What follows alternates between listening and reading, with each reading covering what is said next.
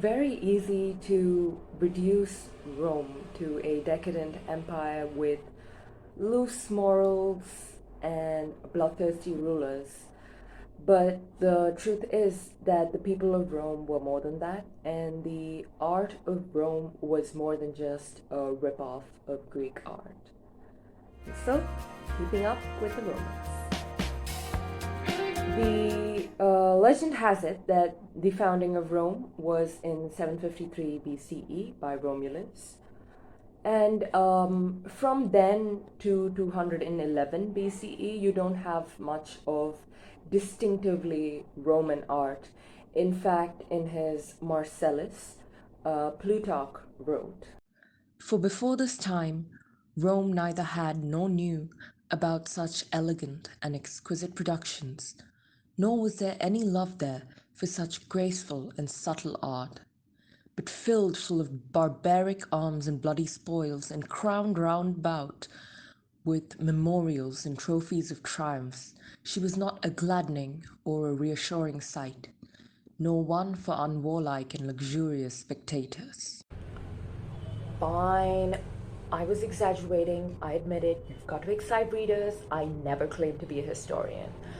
But I wasn't wrong. The Romans had these neighbors, the Etruscans, and honestly, their art was entirely influenced by them. They were bronzesmiths. You have surviving pieces like the Wounded Chimera of Arezzo. And the Etruscans themselves had so much Greek influence. Like, they'd import these vases from Greek and they'd copy the legends, copy the style, and instead of marble and stone, they just do it in brightly colored terracotta. And if I'm being real with you, the Etruscans did not understand the nude body like the Greeks. Like, you have Apollo of Veii from 500 BCE, and he's supposed to be walking, but looking at his upper body, you cannot tell. Like, imagine all of Roman art being basically Etruscan art. Like, it's a no for me, I'm afraid. Personally, I don't care what Plutarch says. I am a huge fan of Fabius Pictor. He painted battle scenes inside the Temple of Sallust in 300 BCE.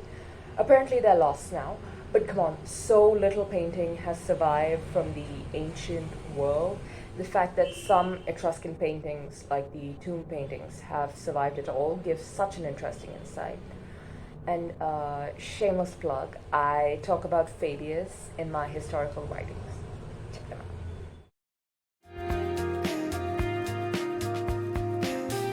Now moving on to the later Republic.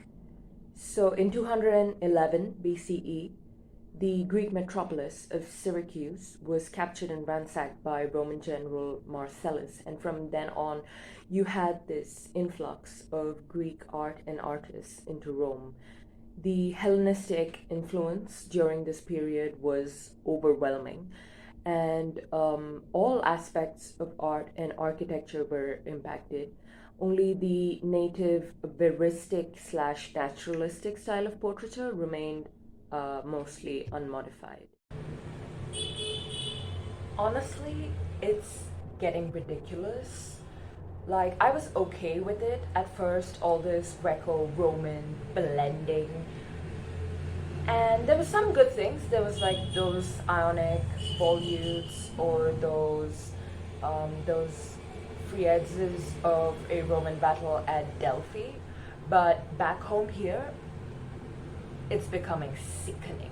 This businessman just paid me to make a sculpture of him, and he wanted me to stay true to his frankly saggy, middle-aged face.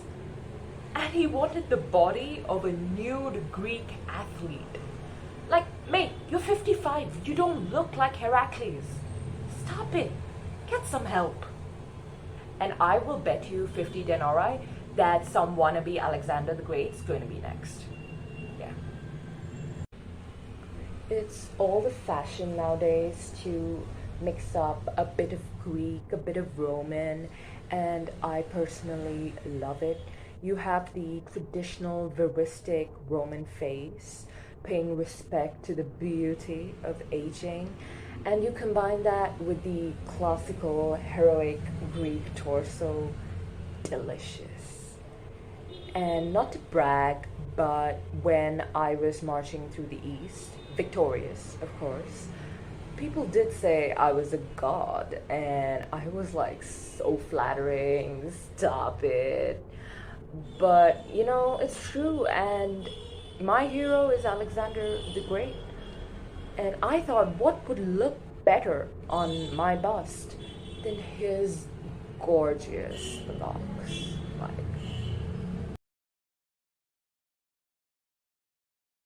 and that's all for this episode. A quick thank you to our lovely Romans and Greeks, Plutarch, who wrote the ancient equivalent of Marvel movies, Pliny the Elder, whose not entirely correct scientific writing was the basis for most research until the Middle Ages. Thanks for that, Pliny. A sculptor who was poor, so we don't care about him, because, to quote actual ancient graffiti from Pompeii, I hate poor people. And Pompeius, Roman general, I'm sorry, you did not look like Alexander the Great. Until next time, salvete Romulus.